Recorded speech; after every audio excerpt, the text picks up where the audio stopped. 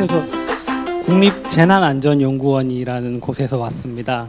예, 행정안전부 소속이고요. 재난과 안전에 대해서 연구를 하는 기관입니다. 오늘 제가 소개해드릴 내용은 제가 좀 개인적으로 연구한 내용이에요. 폭염 피해에 대해서 좀 연구한 부분과 그리고 제가 그냥 계속 관심 있게 봐왔던 정부의 그런 동향 그리고 뭐 한 가지 정도 해외 사례 그 정도 소개해드리도록 하겠습니다. 먼저 폭염 피해입니다. 폭염 피해. 폭염 연구를 제가 13년쯤인가 시작을 했는데 그게 궁금했어요. 폭염이 계속 위험하다고 하는데 얼마나 위험할까. 그래서 지금 최근 한 평균 정도, 이게 최근 한 10년 평균 호우, 태풍, 대설 이제 대표적인 자연 재난이죠. 여기 평균해서 이제 사망자 기준으로 피해를 보면은 한 15.2명 정도 나와요. 사실 과거보다 많이 줄었어요. 우리나라도 많이 잘 살고 그리고 정부와 지자체에서도 노력도 많이 하고 그래서 피해가 많이 줄었어요. 근데 폭염을 이제 통계청 자료에서 한번 집계를 해보니까 되게 짧게 이제 여름 동안 열사병 등 온열 질환으로 사망한 사람만 따져도 최근 10년 32.6명입니다. 그 좀 피해자 규모만 봤을 때 상당히 인명 피해가 좀 많다고 볼 수 있습니다. 그래서 그 다음 이제 제가 궁금했던 게 그거예요. 어느 지역에서 피해가 많이 발생할까? 계속 그냥 위험하다고만 하는데 그래서 한번 해봤습니다. 아시다시피 우리나라는 영남 내륙 지역이 가장 덥습니다. 폭염 발생일이 제일 많죠. 그래서 저는 당연히 이쪽에 사망자가 많이 발생하지 않을까라고 생각을 해서 그림을 그려보았습니다. 또 통계청에서 온열 질환 사망자를 받아서 단순히 그림을 그려보았습니다. 해보니까 얼핏 보면 비슷해요. 얼핏 보면 비슷한데 자세히 보면은 더운 지역에서도 사망자가 많이 발생하는 지역, 적게 발생하는 지역이 차이가 나요. 유사한 지역에서. 그래서 그때부터 이제 연구를 시작했어요. 왜 이렇게 차이 날까? 왜 이렇게 차이 날까? 그래서 또 한 게 뭐냐면은 폭염 사망자의 시군구 분포와 비슷하게 생긴 인구 분포가 뭘까 해서 막 제가 생각나는 거 다 해봤어요. 인구, 도시화율, 고령 인구, 그다음에 농업 인구, 노동자, 폭염일수 이런 것들을 다 통계적으로 분석을 해서 이때 제가 연구를 14년에 이제 이 논문을 퍼블리시를 했는데요. 그때 깨달았어요. 물론 훨씬 더 다양한 요소가 있겠지만 그때 당시 제가 연구했을 때는 우리나라의 독거노인, 농림업 종사자, 폭염일수, 열대일수 이 네 가지 수만 공간적으로 더해도 실제 폭염 사망자와 되게 비슷하게 나오더라고요. 그때 이제 이 결과 그림을 처음 보고 이제 제가 좀 생각이 많이 바뀐 게 그 전까지만 해도 폭염 피해라고 하면은 더운데 샤워를 좀 하시지 아니면 좀 시원한 데 가시지 그렇게 좀 개인적으로 생각했단 말이에요. 근데 통계적으로 딱 나오는 거예요. 아, 피해가 사회적으로 그리고 기후적으로 취약한 곳에서 계속 반복적으로 발생하고 있구나. 그렇다면은 이때 당시까지만 해도 폭염이 재난이 아니었어요. 법상. 그렇다면은 국가나 지자체에서 어느 정도 역할을 해야 되지 않나. 그때부터 제 좀 뭐 생각을 좀 바꿨어요. 그 다음에 이제 제가 이제 그래서 폭염 피해에 영향을 미칠 수 있는 독거노인, 뭐 농업 종사자, 폭염일수 이런 네 가지가 사실은 미래에 좀 우려되는 사항들이에요. 보시면은 폭염일수 뭐 기후변화 시나리오 따라서 막 증가할 것 같다 이런 전망 있고요. 실제로 열대일수는 벌써 많이 증가하고 있어요. 벌써 관측이 많이 되고 있어요. 도시화와 관련돼서. 그리고 독거노인은 우리나라 전체 노인 인구가 증가하는 비율보다 더 빠르게 증가하고 있어요. 그리고 마지막으로 농촌에서 실질적으로 온열질환 사망자가 많이 발생하는데 저는 그렇게 생각했어요. 농촌 지역의 인구가 줄어드니까 이건 별 좀 생각하는 게 좀 그렇지만 좀 문제가 안 되지 않나 싶었는데 또 한 연구 결과 보니까 도시에서 응급 환자가 생기면은 생존율이 계속 높아지고 있는데 농촌은 오히려 그런 인프라 때문에 그 생존율이 낮아지고 있대요. 그래서 12년에 질병관리본부 리포트를 보면은 그 강원도 지역에서 70대 노인분, 여성분이 쓰러지셨는데 가까운 그런 1차 응급 기관에 가는 데까지 40분이 걸렸다는가? 좀 그런 이런 좀 의료 인프라 불균형도 좀 이 미래의 이슈가 될 것 같습니다. 그래서 이제 관심이 이동합니다. 그러면은 피해가 어떻게 감소하고 있을까, 증가하고 있을까 또 그려봤어요. 보시면은 2000년대 이전보다 최근에 많이 증가를 하고 있어요. 그래서 물론 1차적인 요인은 기후변화겠죠. 여기 피해가 심했던 2012년 중부지방에 폭염 심했습니다. 2013년에 피해 심했는데 이때는 남부 지역이 심했어요. 2016년에 피해가 또 심했는데 이때는 또 특이하게 8월 20일 이상 엄청나게 폭염이 늦게까지 지속이 됐어요. 그리고 아직 통계 자료는 안 나왔는데 작년에 기상 관측 이래 가장 더운 더위가 기록됐어요.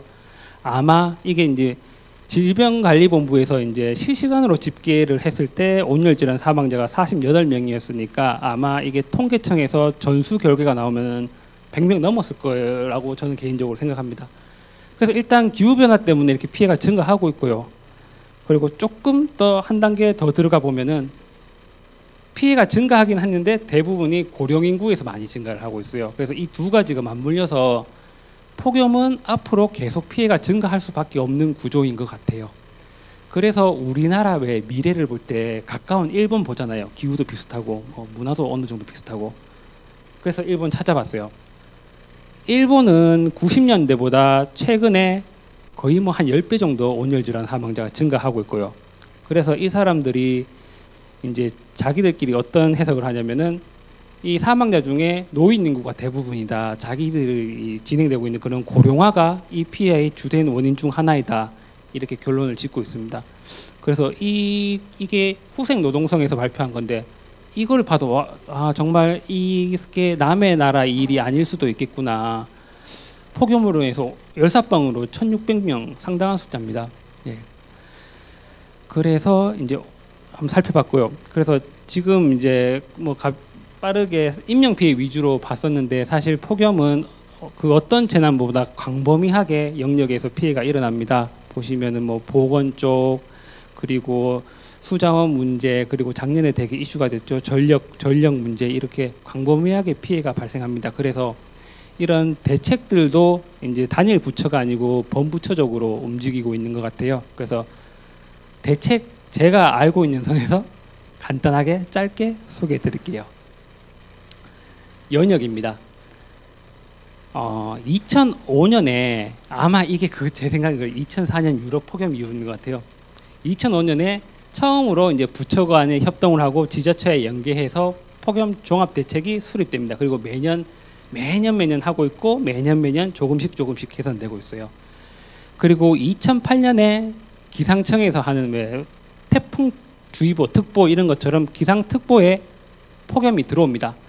그래서 제가 생각했던 폭염 대책 중에 하나 제일 이제 효과 있는 것 중에 하나가 국민들께 알리는 것 같아요. 그래서 그 알리는 것 중에 가장 중요한 게 기상 정보, 예측 정보죠. 2008년부터 기상청에서 이제 신경 써서 하고 있고요. 그 다음 효과적으로 알릴 수 있는 방법은 누가 피해를 입었더라, 누가 병원에 갔다 이런 것들을 빨리 소식을 캐치해서 국민들께 뉴스든 뭐든 활용해서 알리는 거예요. 그걸 하기 위해서 보건복지부 질병관리본부에서 폭염 건강피해 감시 체계를 운영합니다. 요게 이제 거의 저도 몰랐는데 우리나라 응급실에 한 97% 거의 100% 가까이 자발적으로 참여하고 있어요. 그러니까 응급실에 일선에서 근무하시는 분들이 자발적으로 그러니까 그죠. 그냥 자원봉사 비슷하게 응급실 환자가 왔는데 온열 질환자다 하면은 질병관리본부에 그거를 실시간으로 통보를 해줍니다. 대단한 시스템인 것 같아요. 그래서 지금 계속 알리고 있고요. 그래서 이게 실시간으로 피해를 집계하는 게 중요하기 때문에 일본에서도 하고 있어요. 그래서 일본 사례를 찾아보니까 일본에서는 딱 119 것만 집계를 해서 알리더라고요. 그래서 우리나라 같은 경우는 질병관리본부의 그런 감시 결과랑 나중에 실제 결과랑 한 3배에서 4배 정도 차이 나거든요. 근데 일본은 한 10배 이상 차이 나더라고요. 그래서 이런 것들은 좀 우리나라가 잘 하고 있지 않냐. 많은 사람들의 그런 노력과 희생에 의해서 가고 있는 것 같습니다. 그리고 기상청 이제 일본 얘기 나와서 우리나라는 기상특보에 폭염이 들어가 있어요. 근데 가까운 일본은 기상특보에 폭염이 들어가 있지 않습니다. 그리고 또 우리나라에서 조금 특이한 게 해외 미국, 일본 뭐 기상의 선진국에서도 한 7일 정도까지만 기온 예보를 줘요. 근데 우리나라는 13년부터 오늘을 포함한 향후 10일까지도 최고 기온을 주고 있습니다. 그래서 그런 부분에 대해서는 좀 뭐지? 선제적으로 좀 하고 있지 않나 그냥 생각하고 있습니다. 전 개인적으로. 그 다음에 이제 농업 피해를 좀 국가에서 지원할 수 있는 그런 근거가 12년에 명시됐고요. 그 다음에 작년에 이제 야외 노동자들 분들께서 이제 작업하실 때 작업주가 적절하게 휴식을 취해야 할 수 있도록 환경을 조성해야 된다, 이런 문구가 지침에 들어갔습니다. 그리고 드디어 이제 18년 9월에 재난 및 안전관리 기본법상 폭염이 자연재난 유형으로 명시가 됐습니다. 사실 기본법에 폭염이 명시된다고 해서 뭐 1년 만에 확 바뀔 것 같진 않아요. 근데 다만 이게 법에 명시가 되니까 이제 관련 업무를 하시는 분들이 좀 더 자신 있게 정책이라든지 행정 업무를 하실 수도 있고 예산도 좀 더 근거 있게 쓸 수가 있고 해서 장기적으로는 정말 큰 도움이 될 것 같습니다. 그래서 그럼에도 불구하고 되게 많은 지적 사항들이 많아요. 국민 여러분들도 그렇고 언론, 국회에서 더 잘하자 이런 거 좀 보시면은 일단 뭐 작년까지는 법에 안 들어가 있었으니까 법에 넣어가지고 제대로 운영하자. 그 다음에 정말 더우면은 PRD가 있어야 되잖아요. 그래서 그게 일환이 무더위 쉼터인데 무더위 쉼터 아직 부실하다. 뭐 그런 얘기도 있었고요. 그 다음에 이런 누진제 전기요금, 전기요금 이런 문제 수많은 지적들이 있습니다. 그래서 제가 알기로는 정부에서 이런 것들을 계속 이제 이렇게 계속 누적해서 한 개씩 부처 간 협정을 해서 풀어 나가고 계시는 것 같아요. 그래서 그 일환으로 이제 19년 주요 대책 중에 큰 꼭지들이 이렇게 있는데 뭐 대응체계 구축을 하고 그다음에 무더위 쉼터가 조금씩 계속 개선하고 있어요. 정부에서 전기세도 지원해드리고 좀 이게 환경이 좋은 곳만 지정할 수 있게 하고 그다음에 원래 조금 다른 게 이제 쉼터를 운영하다 보니까 주로 왜 거기 경로당을 많이 지정을 해서 경로당에 친구분들이 안 계시는 분들은 거기 가기 힘들다 이런 게 있어서 좀 체육관 이런 것들도 좀 텃세가 적은 시설 뭐 이런 거 하고 있어요. 해외에서도 이제 쿨링 센터라고 하는데 보통 보면은 이제 레크레이션 센터, 뭐 국공립 도서관, 심지어는 여름 동안 수영장 요금을 할인해주는 그런 나라들도 있습니다. 그래서 그런 거 따라가고 있는 것 같고요. 그 다음에 피해를 자주 입으시는 이제 노숙인, 쪽박 주민분들, 그다음에 어린 학생들, 5개 근로자에 대해서는 요 세 가지에 대한 그런 기본 수칙을 잘 지킬 수 있도록 지도를 강화하고 있고요. 그 밖에 농업, 축산업의 그런 정보 전달이라든지 시설 지원 이런 것들을 중점적으로 하고 있어요. 그리고 조금 더 특이한 게 보면은 이제 법에 명시됨에 따라서 폭염이 되게 단계별로 심해짐에 따라서 부처들이 어떻게 협업을 할 것인지에 대해서 매뉴얼이 만들어졌고요. 그 다음에 아까 말씀드린 무더위 쉼터, 해외에서는 되게 특성화 있는 무더위 쉼터들이 많아요. 그게 우리나라에서도 조금씩 되고 있는 것 같아요. 밤에 갈 수 있는 무더위 쉼터, 뭐 간식 있는 무더위 쉼터, 그 다음에 특히 더울 때 거동이 불편하신 분들은 어쩔 수 없잖아요. 근데 그런 분들을 위한 셔틀버스 운행 이런 것들이 시범적으로 점점 확산되고 있습니다.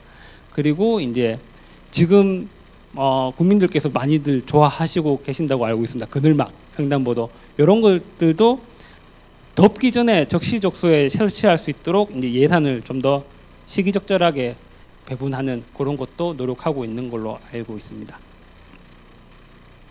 그리고 마지막으로 해외 정책을 계속 매년 관심 있게 보고 있는데 폭염이란 게 워낙 길고 거의 전 국민의 영향을 주고 해서 뾰족한 대책이 그렇게 많이는 없더라고요. 그래도 이제 조금 요거는 좀 볼만하다 싶은 게 프랑스에서 한 게 있어요. 그래서 그거 딱 한 개 갖고 왔습니다. 여기 조금 특이한 게 뭐냐면은 저번에 그 시청 가서 공무원들 얘기를 나눠봤는데 독거노인 분들이 걱정돼서 관할 구역에 독거노인 분들을 다 방문을 했는데 일부 독거노인 분들은 자기보다 훨씬 잘 살더래요. 그래서 되게 당혹스러웠다고. 그러니까 지금 이제 저희 국가나 지자체에서 국민들을 보호하는 게 사실은 명단이 탑다운 방식인 것 같아요. 기초수급자, 독거노인 이렇게 탑다운 방식으로 찾아가는데 프랑스 같은 경우는 법에 명시가 돼 있더라고요. 여름 동안 자기가 위험하다 싶으면은 관할 시청에 날 보호해 주십시오라고 등록을 할 수 있어요. 그리고 특이한 게 제3자도 등록을 강제로 시킬 수 있더라고요. 그래서 만약에 고향에 계신 저희 만약에 부모님이 걱정된다 하면은 제가 포항시청에 등록을 시켜버리는 거죠. 그리고 그거는 엄격히 기밀로 보호되고, 그래서 이렇게 좀 더 이 국민들의 수요를 적극적으로 반영할 수 있는 채널이 있다면은 좀 대책의 효과가 더 높아지지 않을까, 간단하게 그런 생각 해봤고요. 그 다음에 똑같이 이제 요 관할 시청에서 다운받은 건데요. 되게 더웠을 때 이렇게 우리 동네 이런 시설들을 이용하라는 가이드라인 책자가 있습니다. 뭐 샤워부터 숙박, 그다음에 음식, 의료 이런 데는 미리 시청에서 컨택을 해놨으니 찾아가세요. 이런 것도 괜찮은 것 같아요. 그래서 요 한 두 가지 이제 소개드리고 제 발표는 마치겠습니다. 감사합니다.